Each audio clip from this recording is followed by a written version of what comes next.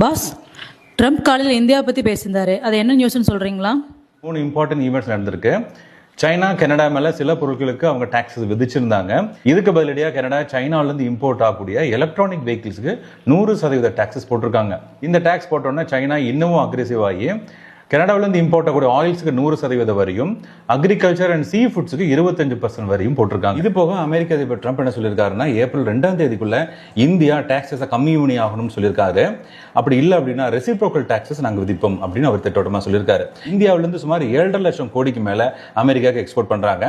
அதே மாதிரி அமெரிக்காவிலிருந்து 3 லட்சம் கோடிக்கான பொருட்கள் மட்டும்தான் இம்போர்ட் பண்ணுறோம். இதில் நீங்கள் பார்த்தீங்கன்னா 4.5 லட்சம் கோடிக்கு மேலே வர்த்தக பற்றாக்குறை இருக்கு. சுட்டிக்காட்டிய அமெரிக்க பிரசிடென்ட் ட்ரம்ப் அதிகமான இறக்குமதி இந்தியா பண்ணி ஆகணும்னு சொல்லியிருக்காரு. இதுல குறிப்பா இந்தியா க்ரூட் ஆயில் அதிகமா இம்போர்ட் பண்ணணும் அப்படின்னு சொல்லியிருக்காங்க. இதுல சுமார் இந்தியா 8 லட்சம் கோடிக்கு மேல நம்ம க்ரூட் ஆயில் இந்தியாவில் இம்போர்ட் பண்றாங்க.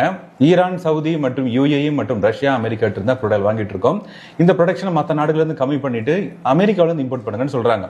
இந்தியாவில இருந்து நிறைய டைமண்ட் ஜுவல்லரிஸ் மற்றும் மெடிக்கல் எக்யூப்மெண்ட்ஸ், மெடிக்கல் சார்ந்த பொருட்கள், டெக்ஸ்டைல்ஸ், மிஷினரிஸ்லாம் நம்ம எக்ஸ்போர்ட் பண்றோம். இப்படி ஒருவேளை ரெசிப்ரோக்கல் டாக்ஸ் விதிச்சாங்க அப்படின்னா இந்தியாவில இருந்து உற்பத்தி ஆகிற டெக்ஸ்டைல்ஸ் பாதிக்கப்படும். இந்தியாவில இருந்து அதிகமான ஆயத்த ஆடைகள் நம்மளோட திருப்பூர்ல இருந்து எக்ஸ்போர்ட் பண்ணிட்டு இருக்காங்க.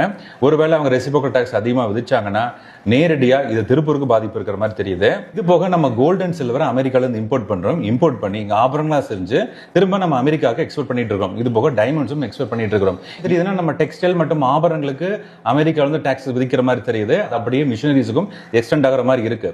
ஏப்ரல் 2ஆம் தேதிக்கு அப்புறம் மார்க்கெட் ரொம்ப ஃபிளக்சுவேட்டா இருக்கிற மாதிரி தெரியுது. ஒரு ஹை வாலட்டிலைசேஷனுக்கு அடுத்து மார்க்கெட் ஃபால் ஆகவும் கூடும். ஒரு ஹை போர்ட்ஃபோலியோ வச்சிருக்கிறவங்க எபோட் 10 lakhs மேல இருக்கிறவங்க ஏப்ரல் பிஃபோர் நீங்க புட் சேல் ஹெட்ஜிங் பண்றது உங்க போர்ட்ஃபோலியோக்கு ஒரு ப்ரொடெக்ஷனா இருக்க வாய்ப்பு இருக்கு.